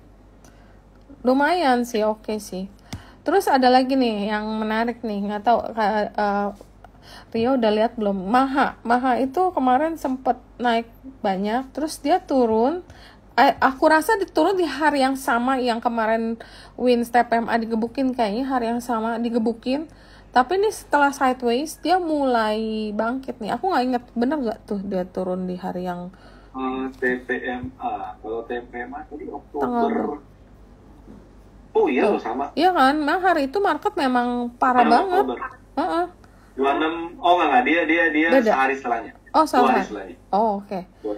Nah ini nggak tahu deh, kemarin kan naik ada lumayan ya, langsung naiknya cukup lumayan. Menurut Rio ini udah cukup menarik untuk diakumulasi atau gimana? Kalau saya lihat sekarang masih fase sideways sih, masih sideways. Dia udah breakout sih, udah sinyal yang positif sih. Tapi kalau saya lebih akan condong untuk menunggu dia kebentuk kayak gini lagi, kayak ini kalau misalnya bicara fractal, dia ngebentuk yang low baru dan high baru seperti ini udah kebentuk, ini lebih meyakinkan untuk breakout dan buy and hold. Oh, oke. Sekarang ini masih sideways, jadi kalau teman-teman lihat analisa teknikal klasiknya, pada dasarnya ini kayaknya belum ditembus juga nih. Nah, oh iya. Nah, pas kan? Nih gambar ini. Iya benar. Itu 226 jadi, mungkin expect di 226, tapi balik lagi seberapa dia bisa ngebentuk ini dulu. Tapi so far cukup positif sih, karena ini udah di atas, ini udah di angka 250 lagi kan, udah mulai. Iya. Mulai PT. Nah kalau Maha nggak tahu ya, ini benar apa enggak. Sekali lagi disclaimer, ini rumor. Katanya rumor ada potensi di acquire juga sama Bayan. Aku nggak tahu sih bener apa enggak. Aku lagi cari-cari kayak make sense apa enggak, terus bener apa enggak. Ya nggak tahu. Kita coba aja pantau, karena nih saham juga kadang-kadang pergerakannya agak spektakuler. Lihat aja kalau lagi naik tuh bisa dalam sehari kan kenceng. Tuh itu barnya gede-gede semua kalau dia lagi hijau. Tipikalnya begitu. Candlenya lumayan hijau. Cuman aku lagi lupa nih apa ada hubungannya apa enggak. Tapi kayaknya aku pernah baca sih.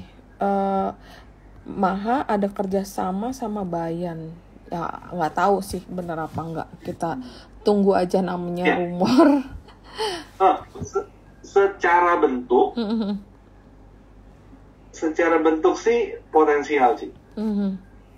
Dan biasanya kalau ada story seperti itu dan secara chart udah gerak duluan, nah ini kan kita bicara di 226 something ini sih ya. Iya. Jadi saya berharap sih dia ngebentuk high dan low baru dulu nih minor di sana. Jadi masuk tuh pasti akan lebih mantap. Cuma secara bentuk yang ada,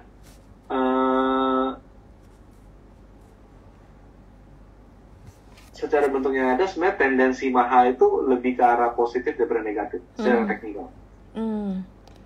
Oke. Iya sih. Benar kan? Maha. Iya. Ya coba aja kita lihat, karena waktu Petro juga waktu itu rumor taunya kejadian, walaupun nggak dalam waktu cepet nih. Kadang-kadang market itu sahamnya atau teknikalnya rally dulu, baru news itu kan belakangan baru keluar kan. Iya. Oke. Ya, ini menarik. Terus nih aku coba jawab beberapa pertanyaan di sini. Tadi waktu bahas cuan dan barito sempat bahas waktu volume tinggi tapi harganya kok turun atau malah nggak naik. Dan dibahas kalau volume tinggi tapi ada distribusi atau kepentingan seperti cuan. Apakah seperti itu bisa lihat di technical? Bisa kan, tadi kelihatan dari grafik. Jadi gini. Jadi kalau bicara tadi apa ya? Cuan. Jadi poinnya itu kita nggak bisa tahu ini lagi distribusi atau akumulasi. Sebenarnya poin terpenting itu adalah itu. Jadi contohnya pas lagi di kotak gini ya, lagi di sini. Ini kita sama sekali kita nggak pernah bisa tahu ini lagi akumulasi distribusi karena mau tanya siapa. Iya. Mau pakai kode pindah-pindah barang kok, kan nggak ada esensinya gitu sih ya. Benar. Itu pindah-pindah barang. Jadi sebenarnya poin kita perlu tahu di sini adalah ketika sideways siapa yang jual. Nah, kan ada yang tahu karena nyari kode broker juga pindah-pindah barang juga. Iya, kan benar. Siapa yang beli nyari kode broker juga nggak ada yang tahu. Tapi konsep di balik itu adalah kalau ada pihak yang ngumpulin terus, pasti uangnya akan makin lama habis. Benar. Itu kan poin terpenting. Jadi gambar itu gitu. Jadi kalau ada pihak yang ngumpulin terus, pasti makin ke kanan, uangnya makin habis. Ini kita warnain biru. Tapi di sisi lain kan ada yang jualan. Iya. Nah, entah jumlah banyak atau entah kelompok banyak, entah retail atau entah institusi atau apapun itu, balik lagi barang yang mau dijual makin lama kan makin habis juga. Iya. Nah, jadi sampai titik ada yang habis, kita nggak akan secara teknikal kita tidak akan pernah tahu akumulasi distribusi. Kalau secara pure price analysis gitu. Tapi logikanya adalah kalau dia setelah konsolidasi dia break resist, artinya cuma satu sih. Yang jual udah nggak ada. Oke. Udah minim. Yang beli uangnya masih banyak. Yang beli uangnya masih banyak, mau nggak mau harus makan atas. Karena udah nggak dijual. Yang tadinya dia nyaman, beli udah turun aja, antri aja pasti ada yang jualan, Nah, ini sekarang dan kondisi sekarang dia udah nggak menghadapi hal tersebut. Jadi mau nggak mau harga naik gitu. Jadi pada dasarnya bicara mengenai akumulasi distribusi apakah bisa ketahuan?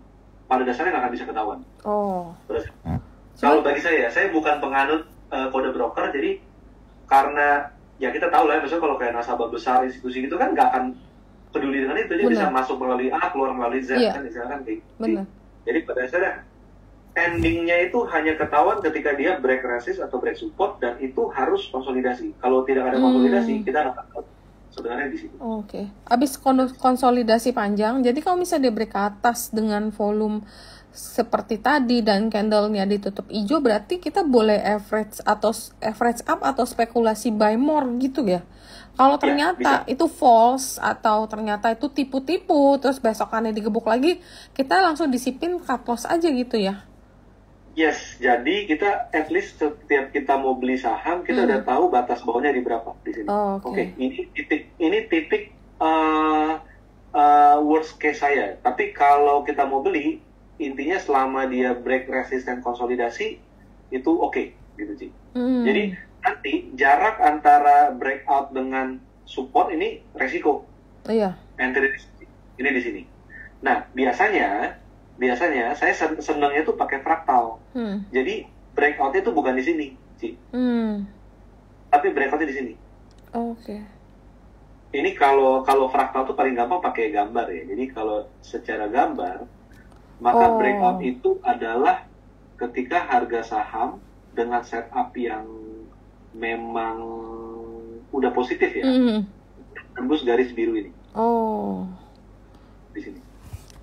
Ini setupnya gitu. Jadi break resist ini kita bisa istilahnya kita memungkinkan untuk nyolong start lebih awal sebelum kebanyakan trader breakout ikutan. Itu kayak Bollinger gitu ya? Oh enggak, ini yang garis biru ini Ci. Oh. Yang ini. Oke. Yang ini. Kalau Bollinger ini sebenarnya kita bukan dimaksudkan Bollinger sih, tapi ini kita dimasukkan itu adalah gray area, normal area. Jadi kalau harga saham keluar dari range, ini tuh koreksi. Gitu. Benar. Kalau harga saham turun ke bawah, ketemu swing low, ini kan swing low sih ya, yang titik-titik itu, jadi pakai level buy and weakness aja untuk trading. Nah, keluar gray area, lalu ketemu swing low, ini buy and weakness. Nah, jadi tapi kalau mau trend following, kita pakai yang breakout itu yang biru solid. Oh, oke. Biru solid. Jadi ini titik pertama beli itu jadi di 2950, bukan ketika tembus 3440. Ini jauh sih. Ini jadi cukup. Iya. Kayak gitu. Oh iya. Jadi that's why. Sebenarnya, jadi kalau udah pakai moving average, paling enak tuh di-combine sama fraktal tadi. Sama fraktal. Karena fraktal itu exactly level beli, level stop loss itu udah semua. Udah di situ dan sahamnya yang kasih tahu sebenarnya. Sahamnya kasih tahu. Karena fraktal itu kan nempel candle sih. Iya. Nempel candle high-nya dan low-nya. Jadi breakout level dan stop loss level tuh kita nggak mikir-mikir, kita nggak kalkulasi, pokoknya ngelihat itu grafik udah pasti itu dia. Dan tinggal probabilitas, nggak mungkin 100%. Oke, iya benar-benar. Iya, teman-teman kalau buat yang tadi tuh khusus yang galeri saham aja ya Rio ya. Jadi iya. Jadi gini, jadi ini analisa teknikal ini tuh kita kita buat secara visual agar kitanya di galeri sahamnya gampang ngelihatnya gitu loh. Jadi kalau kita ada tim baru, ada intern, ada segala macam, itu tuh pokoknya udah gini aja deh, pokoknya gitu loh. Jadi biar nggak capek-capek analisa. Tapi pada dasarnya apa yang saya share di sini teman-teman juga bisa ikutin gitu, nggak yang saklek gitu aja. Oke. Ini untuk di Profit Trader Club ini. Iya, ini khusus yang buat join Profit Trader baru dapat indikator ini. Kalau yang umum biasanya nggak dapet ya. Jadi memang dia ada range-nya, ada kelas, ada buat join membership-nya ada beberapa kelas. Tapi aku bilang sih boleh banget join galeri saham ini, lumayan ngebantu kita deh. Mau yang udah lama maupun baru ini kebantu banget. Terus ini ada yang nanya bagaimana memprediksi posisi smart money? Emang bisa apakah cat doang? Sebenarnya smart money itu balik lagi ya, kayak di awal semua itu dimulai dari konsolidasi. Oke. Pokoknya di sana. Jadi saya kan juga sempat di institutional stock brokerage dari tahun 2009 sampai 2016 gitu kan. Dan saya punya posisi yang cukup unik di mana nasabah institusi itu nggak terlalu peduli dengan teknikal. Mereka lebih peduli dengan fundamental story, corporate action dan segala macam kan di situ. Tapi saya menguasainya itu technical. Nah akhirnya kita semi uji coba gitu loh, semi uji coba bahwa apa? Ada emiten yang teknikalnya bagus, tapi story-nya nggak ada. Naik nggak dia? Naik juga kok gitu loh, selama marketnya normal. Nah tapi ada juga institusi yang kita nggak harus institusi, kita bicara dana besar yang akumulasi. Apakah harga naik? Nggak naik juga. Itu somehow menarik di sana. Bahkan kita pernah mengalami ini nasabah buset, kita rekomendasi beli di saham, tahunya jualan terus. Hari Senin kita rekomend beli karena teknikalnya itu mau cup and handle waktu itu, Indofood, 3.200 waktu itu. Beli kalau udah steady 3.200 beli, tahu-tahu dia jualan. Jualan sehari jualan 50 M, wah gagal nih. Besoknya 60 M, wah gagal ini. Rabu, Kamis, Jumat 50, 60. Ya udahlah, selesailah gitu kan. Tapi masalahnya dia berhasil menjual di harga yang tidak rendah. Dia menjual di handle-nya cup and handle. Jadi yang mereka jual tiap hari total bisa sampai 300 dalam seminggu itu nggak membuat candle-nya turun sih. nggak membuat patah gitu loh, nggak buat kayak Wins kan udah selesai kan gitu. Benar. Ini nggak, dia turun naik lagi, jadi itu mereka cuma kayak buang garam ke laut gitu loh, istilahnya seperti ada itu. yang nyerap ya. Nah, cuman saya sebagai ngelihat fakta kayak gitu kan udah kayak udahlah nggak naik gitu kan. Minggu depan Senin ya naik sih, tetap naik gitu loh. Jadi pada akhirnya itulah kesimpulan yang saya selalu di kepala ya, bahwa the most important thing di dalam pergerakan masif harga saham itu konsolidasi. Makin karena ini nih saya share whiteboard deh. Whiteboard. Jadi teman-teman, ini mungkin nggak banyak diomongin orang, tapi saya rasa ini cukup penting. Cukup penting dan nah, valid. Ini kita bicarain gini. Nah, ini ada garis gini. Oke, ada garis. Ini saya bisa hapus deh. Oh, nggak bisa. Gini deh. Garis warna biru dulu. Ini bikin garis kayak gini. Ini satu. Lalu kita bikin lagi yang kedua. Ini bayangin konsolidasi. Ini kita bayangin ini range konsolidasi. Tapi beda periode. Jadi pada dasarnya kalau kita melihat range konsolidasi, harga saham itu bisa geraknya itu gini. Turun, naik. Lalu dia breakout. Oke. Nah, ini kan double bottom. Benar. Oke. Gitu. Ada juga saham yang sideways-nya gini. Turun, naik, turun, tapi naik. Ujung-ujungnya kapan? Ini kan cup and handle. Cup and handle. Iya. Ada juga saham yang skenario-nya agak lebih nyeremin nih. Dia turun, naik, turun, ambles, naik. Jadinya inverted head and shoulder. Sebentar. Aduh, kok hilang ya? Ini. Kan jadinya inverted head and shoulder. Inverted head shoulder. Kan kayak gitu. Lalu kalau kita mau ngelihat lagi yang kedua nih ya, ini saya bikin lagi seperti ini. Lalu gini, ini warnanya ya nggak bisa. Warnanya merah seperti ini. Kalau dia konsolidasinya itu berkepanjangan, udah turun naik nggak break, break dikit lalu turun naik nggak break, lalu turun dikit naik nggak break, baru break seperti ini kan jadinya triple bottom. Triple bottom gitu sih. Jadi pada dasarnya that's why konsolidasi itu penting, karena di dalam konsolidasi ada pola.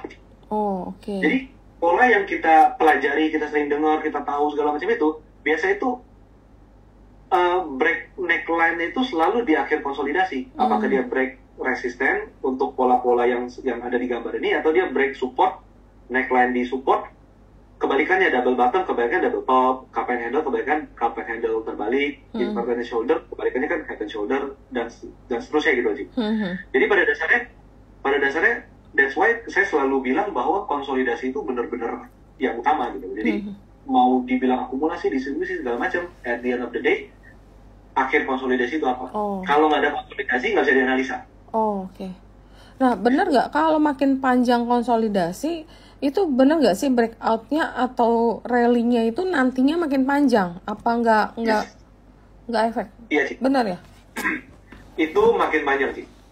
Itu makin panjang. Jadi yang bisa dilihat di sini kayak gini. Ganti warna hijau. Jadi lebar ini akan menentukan jarak ini. Nah, itu yang pengamatan sih ya. Jadi saya bukan orang buku, jadi saya nggak tahu ada teori itu di mana, di buku mana. Berdasarkan pengalaman. Jadi ini kalau makin lebar, ini target pasti makin tinggi. Itu biasa seperti itu. Jadi ada hubungan positif antara apa namanya? Akumulasi. Antara sideways durasi panjang dan target. Itu di sini. Oke. Nah, bahkan kapan handle aja. Ini kita jadi ngomongin capek sendiri ya. Iya, nggak apa-apa. Sama. Cup and handle itu aja pada dasarnya itu versi pendek dari head and shoulder sih. Ini kan garis itu. Kalau dia sebelumnya itu bentuknya itu turun dulu, dia kan jadi head and shoulder kebalik. Sama aja kayak di sini. Iya, Di benar. situ. Tapi intinya adalah whatever the pattern yang bisa dibaca, pada dasarnya kunci utama dari semua big movement itu satu, breakout akhir konsolidasi. Di sini breakout dari akhir konsolidasi itulah yang Menjadi membuat kunci. kita saya confident bahwa ini beli deh udah deh gitu. Ini di sini kayak gitu sih. Oke. Nah, ngomong-ngomong sih terakhir ini ngomongin mengenai durasi ya Ci ya. Benar. Saya share ini nih. Saya mau share WIM. WIM itu sebelum rally kayak sekarang, dia itu ada pola sih. Oh iya. WIM. Kita hilangin pattern ininya. Kita bikin weekly.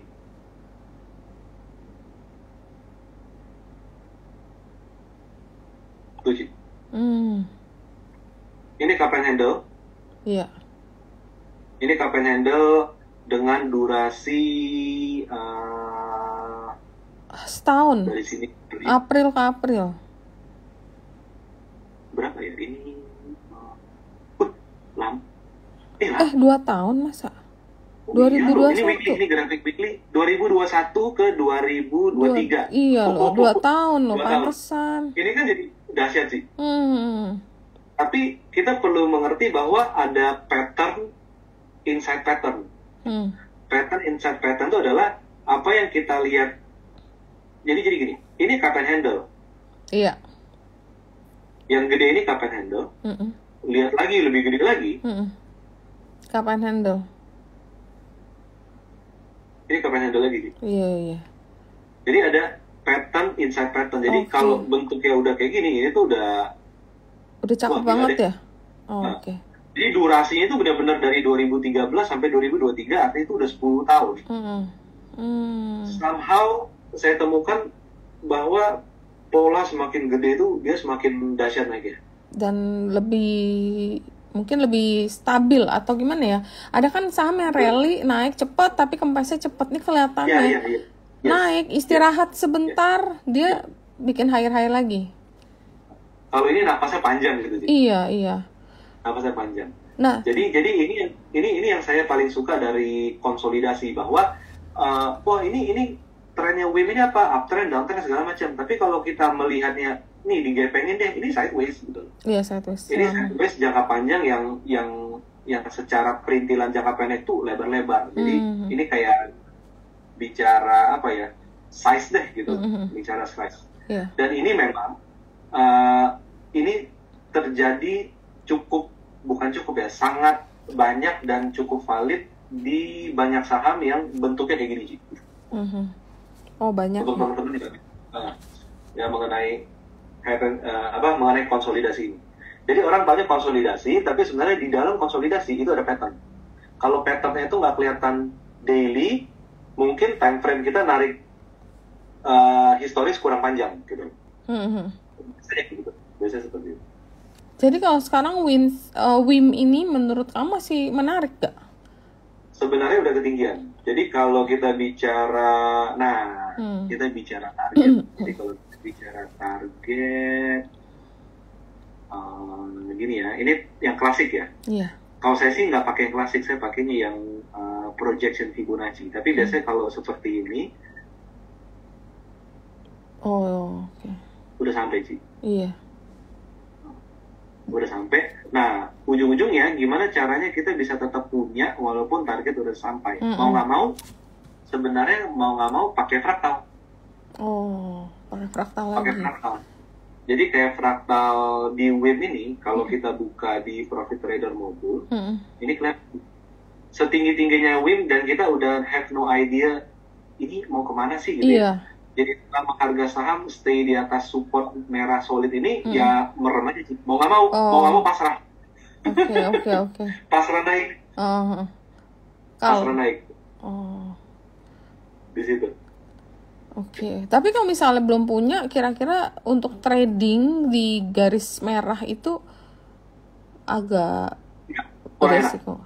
Jadi kalau belum punya, lebih baik breakout di sini. Kalau breakout. Tapi kalau nggak breakout, resistnya turun, ya kita breakout di level lebih rendah. Tapi lebih menarik lagi menurut saya kalau belum punya, break support, tunggu di sini. Tunggu di loop. Ngerti. Di sini. Ini kayak, tadi apa sih? Wins ya? Wins. Oh iya, wins. Jadi wins itu ketika dia break support, jadi pokoknya kalau di PTM, kalau dia break support sini, lihat historis di bawah, jadi ramai. Apa ya?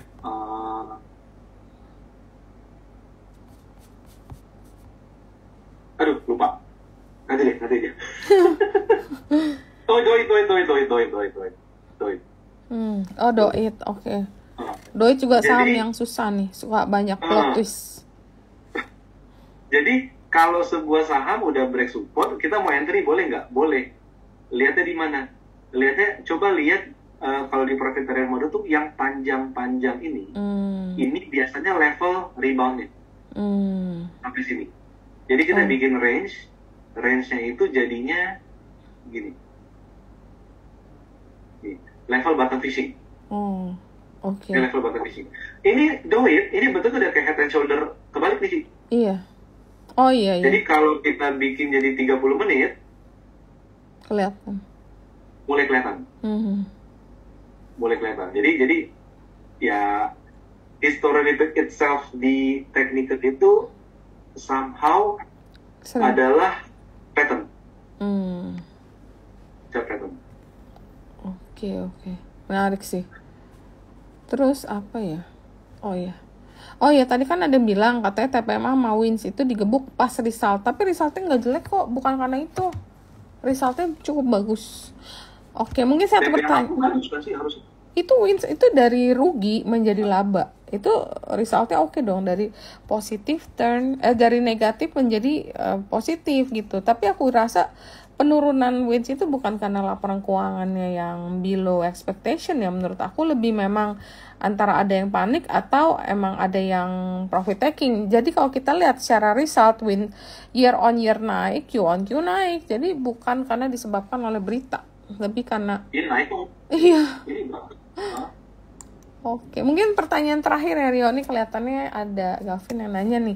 Mau nanya Sumarekon dong, kalau lihat dari technical itu kan inverted head and shoulder. Posisinya sekarang menurut aku supportnya juga oke, dan posisi Fibo 61,8 kalau lihat dari low terakhir. By fundamental juga oke, karena profit dia one of the best. Kalau menurut Rio tuh bagaimana? Ini dia lebih nanya ke Sumarekon sih. Sumarekon bentuknya apa tadi sih? Sorry. Katanya menurutnya supportnya udah oke di Fibo 61,8 mana tadi chat pertanyaan. Sorry, tadi ada menyebut pola nggak ya? Inverted head and shoulder. Oh, belum jadi. Belum confirm. Jadi di sini kita mungkin bicara pakai Fibo buat retracement. Retracement di 61,8%, ini di sini. Iya. Tapi kan Fibo itu kan bisa 3, bisa di 61,8, 0,5 atau 0,38. Ini kan masih jadi pertanyaan. Dan satu lagi, ini potensi untuk rebound. Tapi kalau nggak rebound, dia kan jadi turun. Iya. Jadi retracement pada Fibo itu agak semu. Setelah kejadian, setelah kejadian, baru kita bisa ngebayangin. Tapi paling gampang untuk teman-teman pakai retracement Fibo tuh kalau gimana? Pakai MA 50, 100, 200. Kalau dia di atas MA, nih kayak gini. Kalau dia di atas MA, posisinya ya, ini ya, yang titik ini, silakan pakai retracement ke bawah. Mantul. Tapi kalau dia kondisinya di bawah MA, kan downtrend. Ini berisiko. Berisiko. Karena apa? Dia sudah di bawah. Dia udah tidak uptrend lagi. Itu untuk mengenai retracement. Jadi kalau untuk sekarang, menurut saya, SMRA not to be considered sih. Sebenarnya. Kurang masih belum cukup menarik ya. Ya kalau mau trading mungkin ya trading jangka pendek kali. Kalau mau trading belinya di bawah di 500. Masih di bawah. Iya. Masih di bawah. Ini nih kelihatan nih. Ini resistennya kuat nih. 1 level, 2 level, 3 level. Ini kan bertumpuk nih sih. Iya. Pokoknya kalau di PTM semua yang panjang dan bertumpuk ini tuh kuat aja. Kalau di atas jadi resist, kalau di bawah jadi support. Biasa gitu. Oke. Jadi memang belum sih kalau untuk smart recon-nya.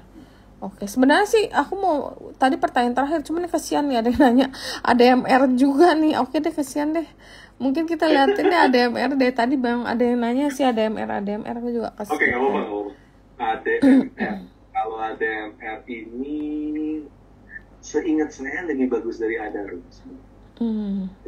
Jadi kalau kita MA biasa aja ya. Jadi kalau ADMR dia masih di antara MA 50, 100, 200. Jadi kita bisa expect dia bergerak sideways. Jadi intinya di 1100 support, di 1350 ini resisten. Jadi ADMR saat ini skenario masih hanya swing trading. Swing trading. Tapi hati-hati kalau ini dijebol. Sarakut 085. Ini dijebol. Jauh. Dia ada risiko jadi ada longsor. Sementara masih bagus. Oke. Ya udah. Thank you Rio untuk insight-nya. Mungkin kita share cepat untuk technical chart minggu ini ya. Aku izin share dulu bentar. Animation. Mana sih trans? Kok jadi ini?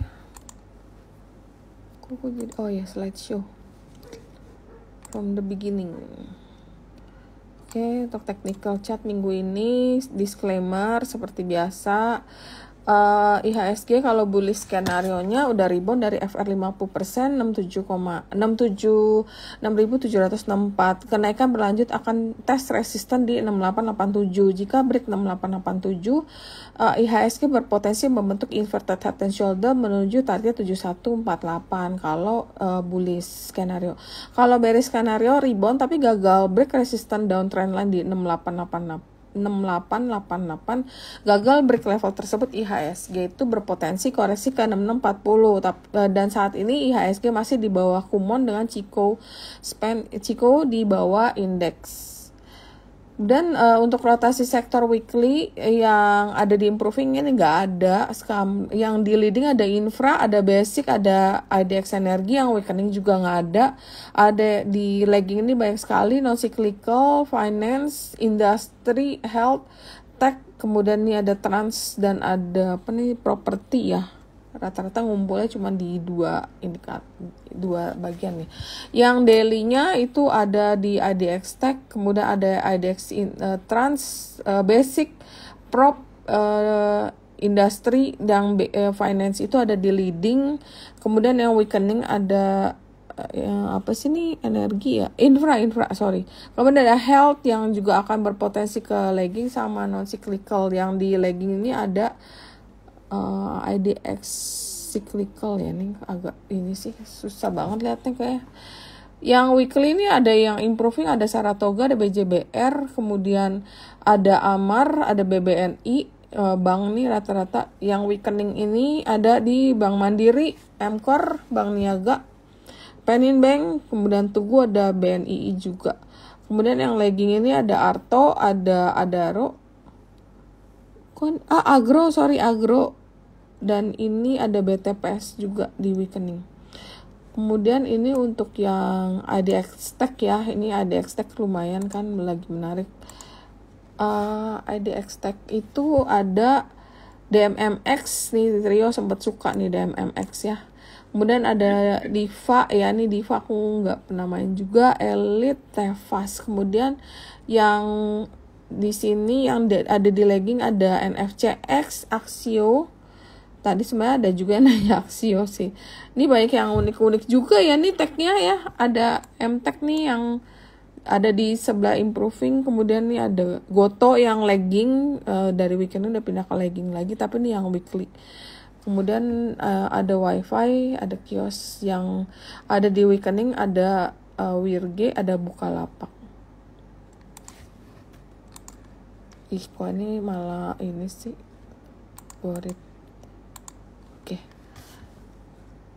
Ya, ininya nggak bisa dihilangin lagi. Udahlah, biarin deh. Kemudian nih HMSP itu buy if 9 break 995. HMSP rally dalam berapa hari dan akan tes resistance 995. Jika break level tersebut, maka IHSG berpotensi membentuk rounding pattern dengan target 1190. Rekomendasi untuk HMSP adalah buy if 995, bayarnya di 1000 hingga 950, target 1 1110, kemudian target 2 1190, stop loss 950. Kemudian ada Barito ini yang tadi kita bahas juga Mario. Barito ini berhasil melewati poin B dari 1155 dengan volume besar. Selama koreksi tetap berada di 1150, BRPT masih berpotensi rally menuju PRZ bad pattern di 1460. Rekomendasi untuk Barito adalah buy, bayarnya di 12.9 hingga 12.20, target 1 13.60, target 2 14.60 dan stop loss 1130. Kemudian untuk MTEL ini juga menarik. Kemarin break resistant downtrend line di 640, break last high di 670, maka MTEL berpotensi berpeluang menuju target rounding bottom di 750. Parabolic SAR sudah mengkonfirmasi sinyal beli. Buy if break 670 untuk MTEL, bayarnya 675 hingga 645 dan target 1 710, target 2 750, stop loss 630. Kemudian untuk ASA ini koreksi dengan volume kecil dan bertahan di support FR 61,8 di 810. Bertahan di level tersebut, ASA akan menguji resisten di 890 atau 910. Break level tersebut, maka ASA akan menjadi uptrend menuju 1095. Rekomendasi teknikal untuk ASA adalah buy, bayarnya di 850 hingga 815, target 910, target gua 950 dan stop loss 805. Kemudian ada BBNI yang terkoreksi dan bertahan di sekitar support uptrend line. Rebound dari level tersebut, BBNI akan menguji poin B di 5000 dan jika terlewati akan membuka peluang untuk BBNI rally menuju PRZ bad pattern di 5350. Rekomendasi untuk BBNI adalah buy, BRI 4920 hingga 48, target 15150, target 25350 dan stop lossnya 4750. Kemudian ada XL ini rebound dari support 2000 dan akan tes last high di 2270. Break level tersebut, maka XL akan kembali rally menuju target double bottom pattern di 2570. Buy if 2270, bayarnya di 2280 hingga 2180, target 2400 dan target kedua adalah 2570 dan stop loss adalah 2140. Demikian itu beberapa chart yang menarik untuk minggu depan. Oke, mungkin udah lama juga kita ngobrol sama Rio dan kita banyak belajar sekaligus mengupas beberapa chart yang lagi menarik di minggu ini ya. Terus mungkin dari Rio ada closing statement. Oh ya, sebelum di close jangan lupa teman-teman untuk follow Rio punya Instagram Galeri Saham, dan ada juga YouTube-nya masih kadang-kadang diupload juga nih ya.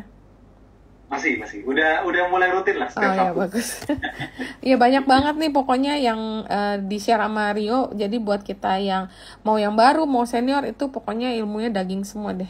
Mungkin ada closing statement dari Rio, silahkan Rio. Oke, jadi pembicaraan hari ini jadi lebih ke konsolidasi, akumulasi dan potensi-potensi pada dasarnya teman-teman. Intinya satu sih, harga saham kalau udah tinggi, dia konsolidasi, itu udah equilibrium baru. Jadi kalau dia bisa break resist, itu udah take off awal lagi. Jadi jangan mikirin harga lamanya itu udah kemahalan, itu nggak relevan. Okay. Tapi kalau konsolidasi di bawah, tapi dia break support, itu juga kita nggak bisa bilang murah, karena ya dia artinya sedang ada tekanan jual yang lebih banyak. Jadi intinya konsolidasi adalah fase paling penting dalam pergerakan masif harga saham, mau dia rally panjang ataupun dia bearish. Nah, pastinya teman-teman tahu harus ngapain. Kalau ending konsolidasinya break resisten, cenderung bullish lagi, buy and hold jadinya. Tapi kalau endingnya adalah break support, mau konsolidasi di harga bawah pun dia tendensi juga pasti akan bergerak turun. Mungkin itu Ci dari saya. Oke. Ya udah, thank you banget untuk Rio dan Galeri Saham. Sekali lagi happy birthday untuk Galeri Saham. Teman-teman jangan lupa kalau misalnya mau join, promonya masih ada. Cepet-cepet langsung di follow di Instagram, bisa DM di sana atau juga bisa search Google galerisaham.com ya Rio ya. Ya, bisa. Oke, mungkin itu dulu. Thank you untuk Rio. Thank you semua. Teman-teman semuanya. Thank you. Sampai ketemu. Ya, Thank you, bye.